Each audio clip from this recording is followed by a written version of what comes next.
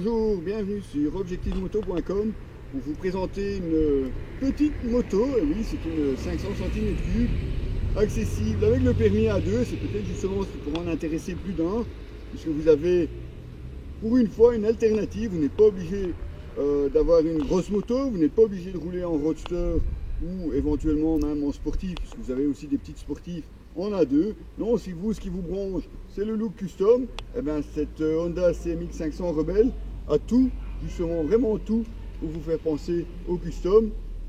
Et franchement, elle n'est pas dénuée d'intérêt. Allez, on va la voir un petit peu en détail.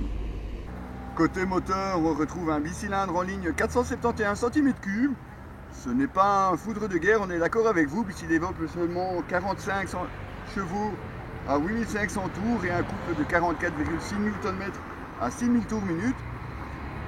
Donc, comme on vous le disait, ça ne sera pas non plus un foudre de guerre, mais on le rappelle, on est sur un custom, donc ce qui nous intéresse ici, c'est pouvoir rouler sur le couple.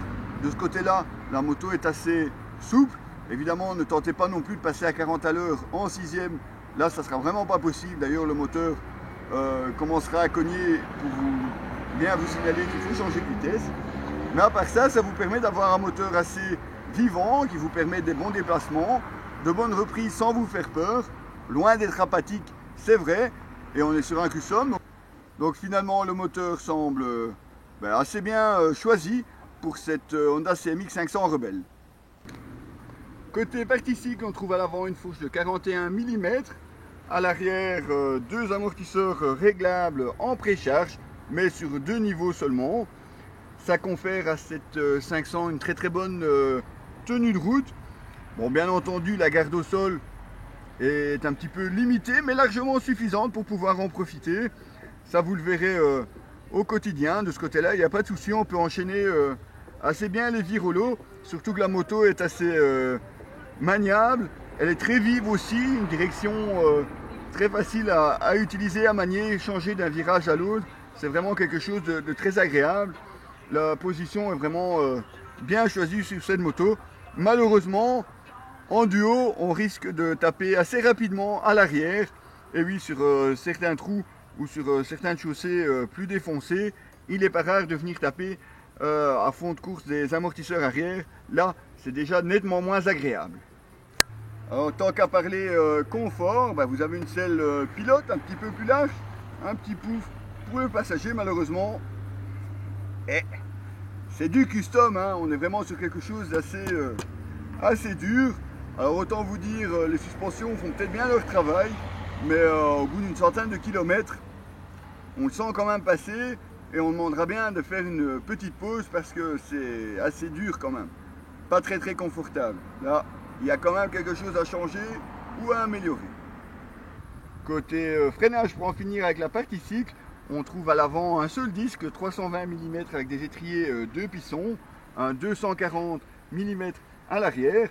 Alors l'ensemble se montre juste suffisant pour freiner la moto, qui pourtant est bien légère puisqu'elle ne pèse que 190 kg, d'où évidemment cette maniabilité, mais l'ensemble se montre un petit peu mou, on va dire. Il faudra penser, ne pas hésiter à vraiment bien tirer sur votre levier pour vous arrêter, surtout si vous roulez en duo. Et bien oui, un seul disque, même si l'ABS est bien entendu de la partie.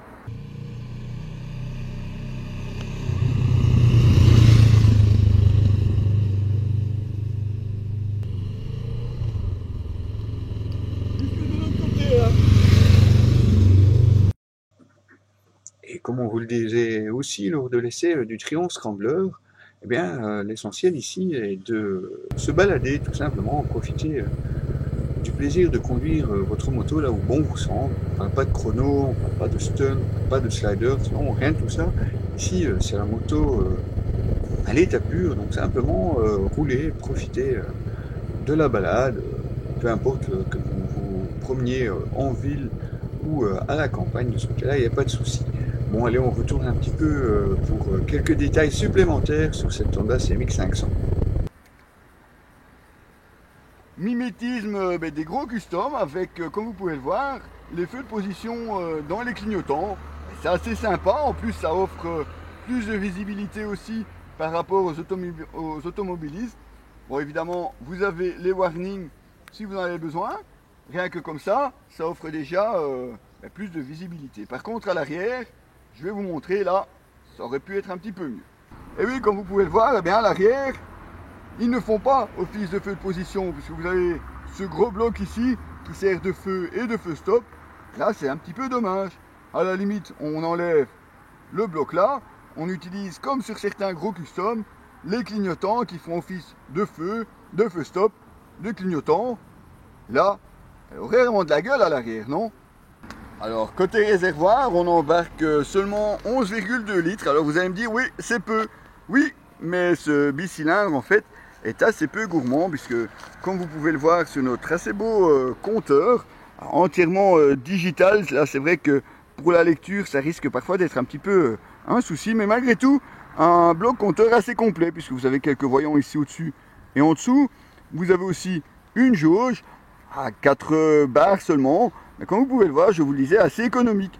Nous avons fait 160 km, on n'en est qu'à la moitié.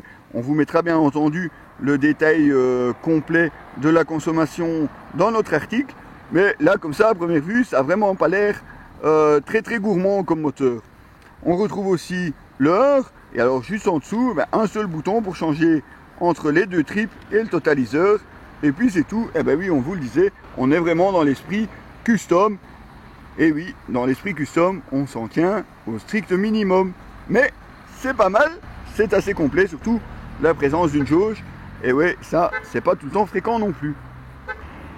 Il est maintenant temps de conclure cet essai. Comme vous pouvez le voir, on est installé assez bas sur cette moto. Et oui, la selle ne culmine qu'à 690 mm du sol. Ça la rend accessible à beaucoup de pilotes.